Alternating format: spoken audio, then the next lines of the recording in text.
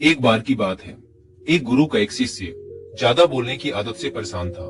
वह जब भी किसी से मिलता तो मिलने के बाद अपने मित्रों के सामने उस इंसान के बारे में अपने विचार देना शुरू कर देता। उससे कोई पूछे या ना पूछे, वह अपने आसपास की लगभग हर चीज के बारे में अपनी राय बता देता। आश्रम में रहने वाले लगभग हर छात्र और शिक्षक के बारे में उसकी अपनी सकारात्मक या नकारात्मक राय थी, जिसे वो बिना सोचे समझे लोगों के सामने रख देता। जब भी आश्रम में रहने वाला कोई दूसरा छात्र अपनी कोई समस्या लेकर उसके पास आता, तो वह उसकी पूरी बात सुने बिना ही उसे सलाह देना शुरू कर देता। वह अक्सर अपने मित्रों से कहता रहता कि तुम्हें ये काम ऐसे करना चाहिए था, वो काम ऐसे करना चाहिए था। उसे अपनी आसपास की चीजों के बारे में जो भी आधा अधूरा ज्ञान था, मित्रों के बीच गपशप के समय वह बोल बोल कर अपने उस ज्ञान का दिखावा करता। उसकी इन हरकतों की वजह से आश्रम का कोई भी छात्र या शिक्षक उसे गंभीरता से नहीं लेता था। अक्सर उसके साथ पढ़ने वाले छात्र उससे दूर रहने की कोशिश करते, क्योंकि वह हर बात पे उन्हें सलाह देने लग जाता था। कोई भी उसे अपना मित्र नहीं बनाना चाहता था, सब उससे दूर रहना ही पसंद करते थे। और अक्सर आश्रम में रहने वाले दूसरे छात्र उसकी पीठ पीछे उसकी इन आदतों की वजह से उसका मजाक बनाते। उस लड़के को भी पता था कि उसकी ज्यादा बोलने की आदत की वजह से कोई भी उसे पसंद नहीं करता। वो भी अपनी इस आदत को बदलना चाहता था, लेकिन वो चाह कर भी हर बात पे अपनी राय देने की आदत को छोड़ नहीं पा रहा था। एक दिन वो अपने गुरु के पास गया और अपनी सारी समस्या गुरु को बताई। गुरु ने कहा, बेटा, ज्यादा वही इंसान बोलता है जिसे लगता है कि वो सब कुछ जानता है। ऐसा इंसान जो ये मानता है कि वो बहुत थोड़ा ही जानता है और अभी ऐसा बहुत कुछ है जो उसे सीखना है। वो कभी भी जरूरत से ज्यादा नहीं बोलता और ना ही बिना मांगे किसी को राय देता। इसलिए पहले खुद के अंदर से ये अभिमान हटाओ कि तुम्हें सब कुछ पता है। शिष्य ने गुरु के सामने अपना सिर झुका दिया। गुरु ने कहा, बेटे, मैं एक दिन में तुम्हारी ज्यादा बोलने की आदत को खत्म तो नहीं कर सकता। ये आदत तुम्हें खुद ही अपने अंदर धीरे धीरे कम करनी होगी। लेकिन मैं तुम्हें ये जरूर बता सकता हूँ कि किन मौकों पर तुम्हें शांत रहना चाहिए, ताकि तुम खुद को दुखी होने और किसी बड़ी मुसीबत में पड़ने से बचा सको। शिष्य ने गुरु की बातों से सहमति दिखाते हुए अपना सिर हाँ में हिला दिया। गुरु ने कहा, बेटे, इन 5 मौकों पर हर इंसान को अपना मुंह बंद रखना चाहिए।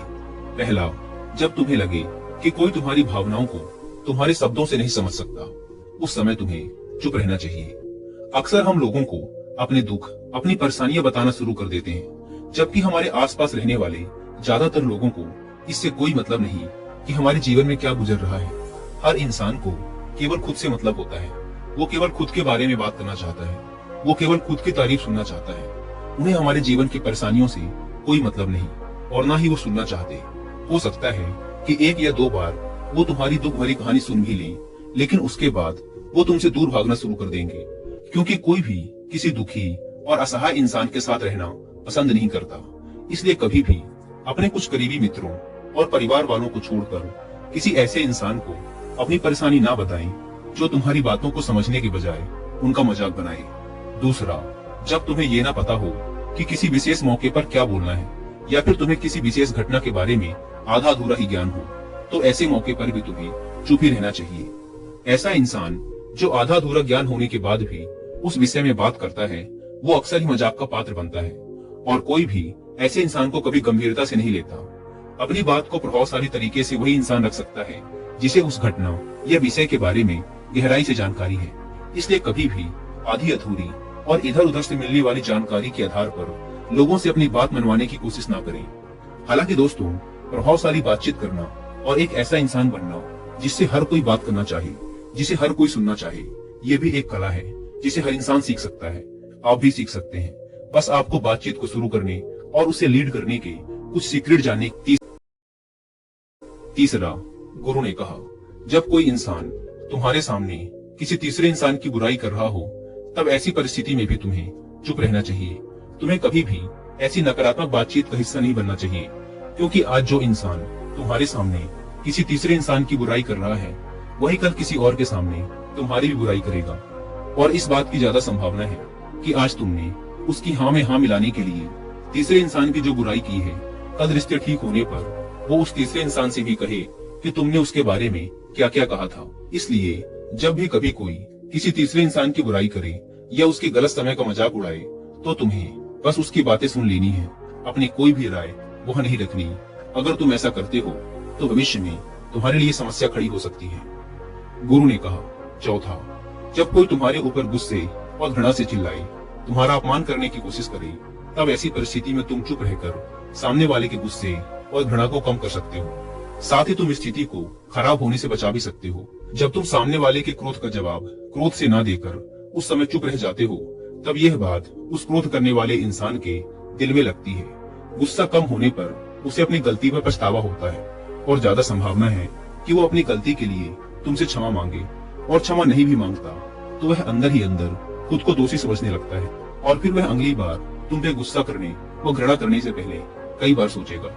लेकिन तुम्हें हर परिस्थिति में चुप भी नहीं रहना। अगर कोई गलत कर रहा हो तो तुम्हें उसका जवाब भी देना है, क्योंकि कुछ लोग ऐसे भी होते हैं जिन्हें हमारा चुप रहना हमारी कमजोरी प्रतीत होता है।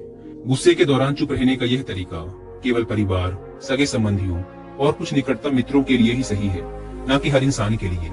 अगर तुम हर जगह चुप रहने लग गए तो इसका गलत फायदा भी उठाया जा सकता है। गुरु ने आगे कहा, पांचवा, जब कोई इंसान तुमसे उसके जीवन की कोई दुख भरी घटना या अपने जीवन की परेशानी साझा कर रहा हो, ऐसी परिस्थिति में तुम्हें चुप रहकर सिर्फ उसकी बातों को सुनना है। ज्यादातर लोग ऐसे होते हैं कि किसी ने उनके सामने अपनी समस्या सुनाई नहीं कि उन्होंने समाधान देना शुरू कर दिया।